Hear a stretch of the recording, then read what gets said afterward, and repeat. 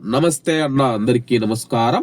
Iran దేశం మనం చూసుకుంటే కువైట్ లోని పవర్ ప్లాంట్లు, చమురు కేంద్రాలు, గ్యాస్ నిక్షేపాల మీద మనం చూసుకుంటే కానీ దాడులు ప్రారంభించిందనమాట.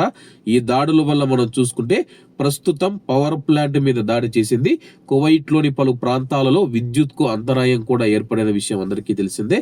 వివరాల్లోకి వెళితే ఒక విద్యుత్ ఉత్పాదక మరియు నీటి శుద్ధి కర్మాగారం పైన ఇరాన్ డ్రోన్ దాడి జరిగిందని చెప్పి, అలాగే ఆ సదుపాయంలోని కొన్ని భాగాలకు నష్టం వాటిల్లిందని చెప్పేసి కువైట్ విద్యుత్ మరియు నీటి వ్యవహారాల మంత్రిత్వ శాఖ ప్రకటించింది. ఈ ఘటన అనంతర పరిణామాలను ఎదుర్కోవడానికి అత్యవసర మరియు సాంకేతిక బృందాలను వెంటనే రంగంలోకి దించినట్లు మంత్రిత్వ శాఖ అధికార ప్రతినిధి ఇంజనీర్ ఫాతిమా అబ్బాస్ జవహర్ హయాత్ గారు అయితే ఒక ప్రకటనలో తెలిపారు. అలాగే ప్రస్తుతం కువైట్ లో ఉన్న పరిస్థితుల నేపథ్యంలో ప్రజలంతా ప్రశాంతంగా ఉండాలని ఆమె కోరడం జరిగింది.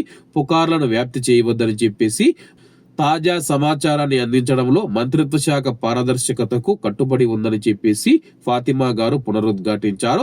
ఏదైనా అత్యవసర పరిస్థితిని ఎదుర్కోవడానికి మరియు కీలకమైన సేవల నిరంతరాయ సరఫరాను నిర్ధారించడానికి సాంకేతిక బృందాలు అత్యంత సమర్థవంతంగా నిరంతరంగా పనిచేస్తూ ఉన్నాయని పేర్కొనడం జరిగింది.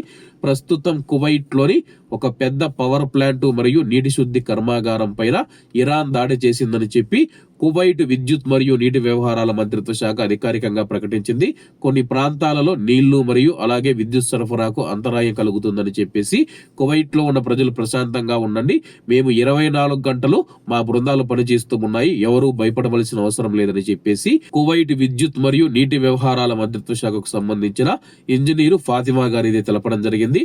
మరి మీ ప్రాంతాలలో కరెంటు పోయిందా లేదా అని చెప్పేసి కామెంట్ రూపంలో తెలియజేయాలని కోరుకుంటూ అందరూ బాగుండాలి, అందులో మనం ఉండాలి. అందరికీ నమస్తే అన్న, జై హింద్.